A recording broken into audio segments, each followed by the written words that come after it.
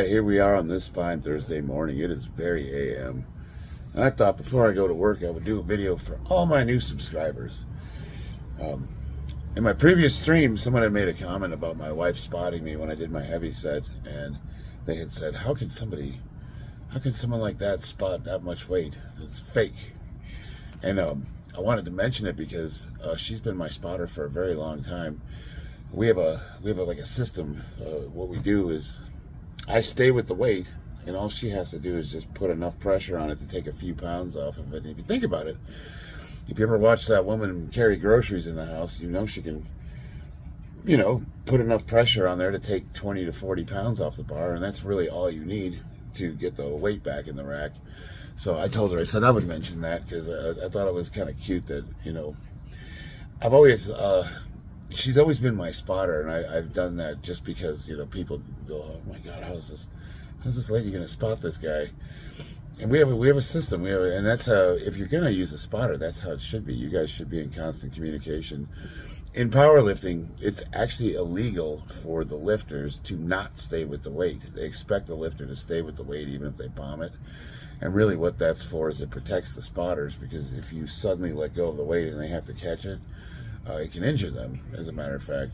And accidents do happen, but USPA has some of the best spotters in the world, and those guys are trained, and they also help protect the lifters. The way they're trained to take the weight off of them, it's almost like it's choreographed. Because if a spotter were to pull the weight too fast and you're pressing as hard as you can, you could actually injure yourself as well. So there's a potential for injury for both parties. So it's good to have somebody that you know how to work with. Yeah, just thought I would mention it. So in this video, we're going to do some responding to comments, and I'm showing you a little bit of what the channel is also all about. For the most part, I do powerlifting, but as you can see, I do illustrating, and we like to paint miniatures. Mostly Warhammer figurines, but we do some Dungeons and Dragons and stuff like that. We paint all kinds of figurines. My kids paint, I paint. I've been doing it for years, and we really enjoy it. I have separate playlists for that kind of stuff. If you guys are into that and you want to see more of it, let me know in the comments. I very much enjoy doing it. Painting miniatures is just, or art in general, and it's really what it's all about. Is my channel is pretty much dedicated to life over the age of 40. A lot of people think that they have to settle and they just get into their grind. It's either work, kids, providing for the family. And a lot of people forget that they can they don't have to give up on your dreams. You don't have to settle for just being dad and, providing and sitting on the couch with a beer and watching football every weekend thinking, man, I wish I was out there playing. You can be. For a lot of us, life's taking its toll. It's beat us down. And a lot of us have to overcome some serious stuff to get back out there. And that's primarily what I'm all about. Getting you back out there. That's what I live for, baby. I want to do a couple of shout outs. First, I want to start with Bodyweight Beast Fitness. He's been helping me moderate my live streams. If you go check his channel out, he's only got roughly 168 subscribers, relatively new channel, wealth of information. What I really, really like about his videos is he's super comprehensive, very, for the guys at home that don't have any equipment or just feel like they can't get started, excellent resource. Can't recommend him highly enough. I like his energy. I like his approach to calisthenics. I like his approach to fitness. Just kind of one of those get it done kind of guys. So go check him out. Absolutely. Next, we have That One Motivated Guy. Man, I got to tell you, I remember when you first started, you were lifting relatively lightweight. You were just getting started with heavy lifting, and then you kind of got off YouTube for a while. You were focusing on your schoolwork, and I did lose track of you for a little bit. And then when I caught back up with you, you were a monster. Like, what happened? Awesome transformation. Definitely one of those channels where if you're watching his videos and you're not inspired to go work out, I don't know what to tell you. It gets me fired up, in those days where I feel like I just don't want to, I watched one of your videos, and I'm like, yep, gotta get after it. No excuses. No excuses. Yeah, that's when I think of your channel, I think no excuses. You definitely want to take a look at him for sure. Awesome dude. And you've also been helping me moderate as well, and I really appreciate it. All right, this next shout out goes to MP Lifts 1111. Dang, where have they been hiding you, brother? We got another monster hiding in the corner. Denizens of YouTube. It seems like the one cool thing about doing these live streams is I've been getting a lot of comments from a bunch of small content creators that I've never seen before, and you guys are all awesome. It's got me rethinking my abilities. That's how strong you guys are, and it's been refreshing to be interacting with people that are serious about lifting, but they're actual lifters. You know, people that are ambassadors of the sport, if you will. You guys are helping me. Hopefully I'm helping you, and I definitely will be following you to see what kind of progress your channel makes, and I hope you guys all check him out. He's a beast. As I do future videos, I'll shout out more channels. We'll do a couple each one. I could. This video would be 2 hours long if I did all the channels that I've recently been in contact with. So we'll do a couple each video. So if I haven't gotten to you, trust me, I will. Let's have some fun and do some response to comments. My first one, Gerhard, V9E. You'll feel my pain if you keep it up. Trust me, brother. Or he says, trust me, just keep your core strong, boy. Don't be a dumbass or learn to shit/pee in bedpan. That's where I squat 405 pounds for 11 reps. First he called me boy. I'm 50. You know. So I replied to him. That's an interesting comment. I sometimes wonder if you guys see someone strong and perhaps believe that the only thing we do is lift heavy, and I go on to explain a few things to him. You can read the comment. I was just trying to meet him where he's at. And he immediately devolves into, he calls me a dumbass. And then he goes, be well, do as you do. Soon I just may show the whole wholeness I live in. No outside gym in all caps. Membership needed, even if I think he's challenging me to a fight. And I thought it was interesting. It's like, here's a guy that's leaving a comment. I disagree with him, and he immediately devolves into like threatening me and name calling. I'm like, wow, triggered. Holy crap. But why highlight it? One, because it's funny. But two, because, like, think about it. These guys come on your channel, and they'll say something denigrating, like, you shouldn't do that, or that's bad for you, or I got hurt doing that.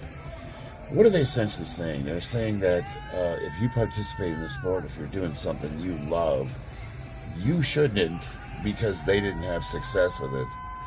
Think about it. I mean, if you played, what sports do you play? Do you play football, basketball? Are you a power lifter? Are you an Olympic weightlifter? Are you a strongman? You shouldn't do any of that because of the potential of injury? Well, then what's the point of doing anything? You know what I mean? And then you get these, you know, it's kind of a sanctimonious and presumptuous viewpoint to think that just because you can't do it doesn't mean other people can't. And it's like, you know, if I'm ripping off 405 pounds for 11 reps, then that's pretty easy for me. You know what I mean? That's like not even heavy. That aside, that doesn't really matter. I just thought it was funny. I just wanted to highlight that because here's a guy, you know, like generally speaking, this is what I always tell people when guys leave comments on their pages. These people don't have your best interests in mind. You know, they don't actually care about you. They want to see you, you know, whatever. They want to get a reaction out of you. And then as soon as you press back, they devolve into 2-year-olds. But I just like that he called me boy. It's like either he's 100 years old. I bet I'm older than he is. It's interesting. Man, update. So I was scrolling through the comments, and he left another one. Like, I really got this guy triggered. He left a second comment. Said, did that 30 years ago. Now I grunt like that just walking. Using the toilet for even more painful due to what you're showing now. It's a clean set of 11s.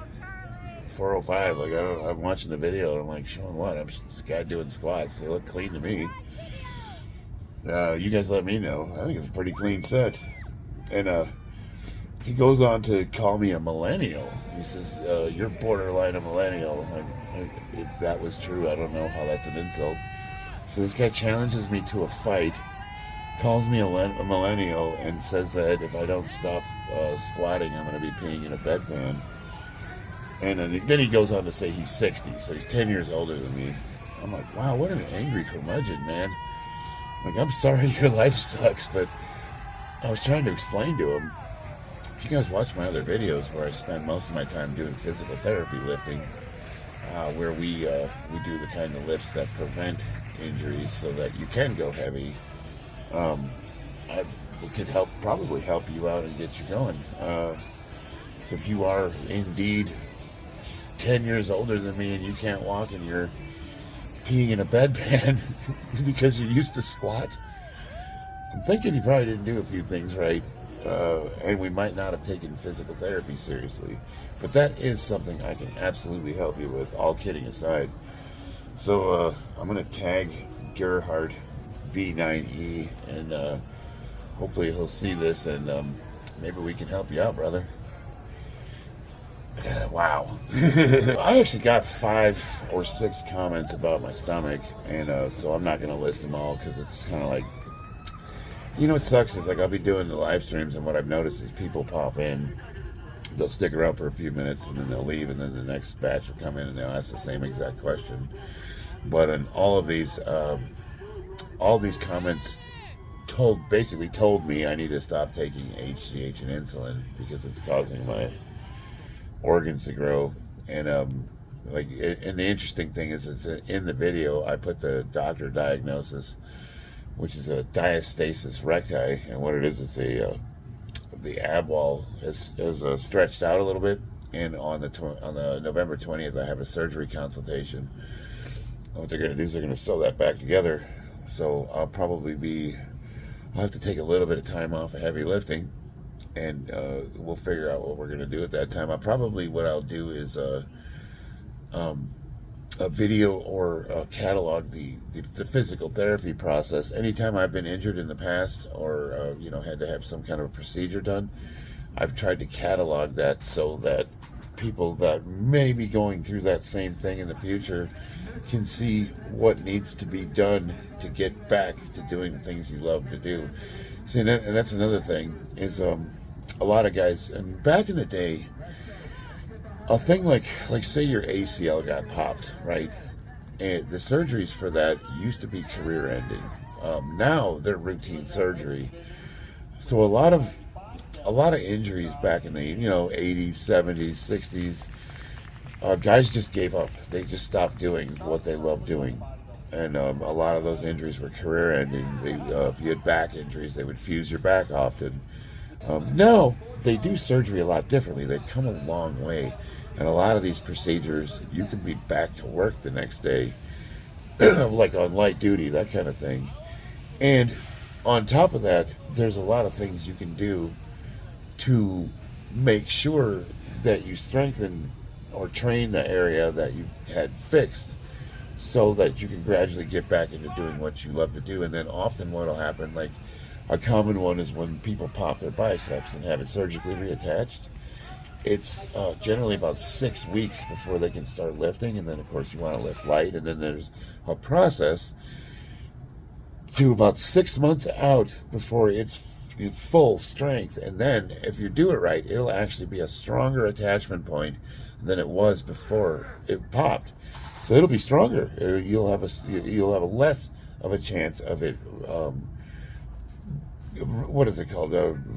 Recidivism. You've less of a chance of it happening again, provided you do the things that you're supposed to do. And then of course, things like knee rebuilds often require things like stretching the knee out so you get your range of motion back. And back in the day, a lot of guys didn't do that, and that's why they're hobbling around, and that's probably why you're peeing in a bedpan.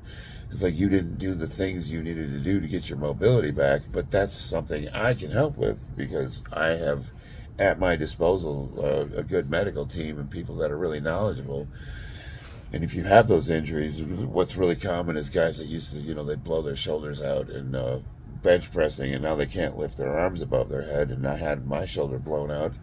So what did I do is I spent the next year working on specifically making sure I had mobility.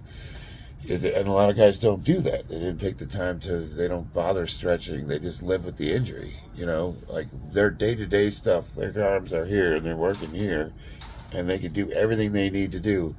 So they don't bother with stretching and trying to get that flexibility back. And then their range of motion's limited and their quality of life is lessened. That's all parts of the body. It's like you've got to really take the time and do the little foo-foo exercises, I call them, the stretching, the yoga, the Pilates, whatever it is you like to do, to get that mobility back. And that's one thing that I focus on daily, and it's, I think, something that everybody over the age of 40 should be doing regularly. And that's the kind of thing that I can help with, because I got to do them. You know what I mean? That's how I'm able to perform at a reasonably high level at my age. Those comments got me thinking. I've noticed lately, a lot of times when people argue online, they threaten each other with violence and challenge each other to fights. I'll fight you. And it got me thinking, like, if you're a grown man and you're in your 40s and your 50s, it's a very unbecoming look. It's like what we strive to do is resolve conflicts, you know what I mean? Like if some guy, let's say I'm walking down the street and somebody's like pulls a knife on me and asks me for my wallet, chances are I'm just going to give it to him. I'm going to try to like get that situation resolved without resorting to violence. Now, if they leave you no choice and you have to defend yourself, that's a different story. But you get that whole Jeff Nippard thing that just happened recently, where the guy shoved him across the gym floor, and you got this rise in these like fake alpha males where they're yelling and screaming at each other and they're threatening each other, and it's just like, man, this guy's like 40 years old and he's acting like he's in a prison yard. Just a bad look, it's not the picture of a man that I want my kids to see. Absolutely. I want them to see a strong, assertive man who's capable of, using his words to de-escalate things. So if I've given anybody the wrong impression, I'll make jokes like, hey, if you want to come to Vegas, we'll get in the ring and go a few rounds. And I actually mean that. But now think about that for a second. What does that entail? In a boxing gym with a coach and people that are watching you wearing headgear with rules, and you're sparring, that's a lot different than getting in a fist fight in the street, where not only is that probably a felony, but nothing good can come out of that. Like if something happens, you could wind up going to jail for the rest of your life.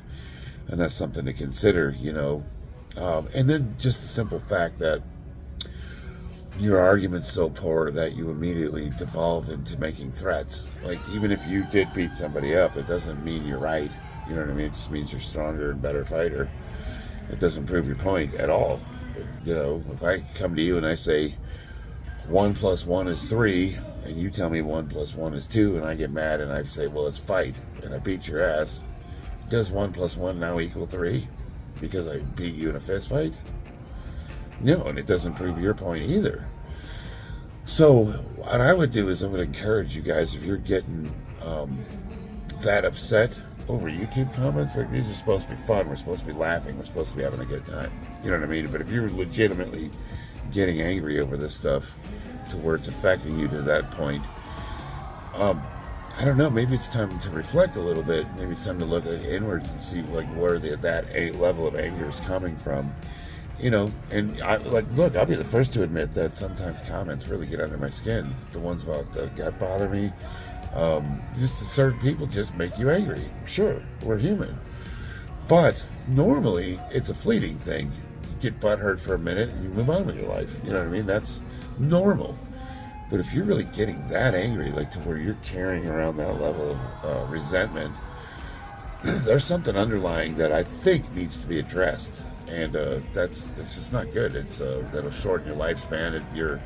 Your body's in a constant state of fight or flight. You got a bad cortisol response. It'll make it hard for you to get gains. You'll have bad sleep. It's just bad for you all around. I mean, your body can't heal when it's under stress like that.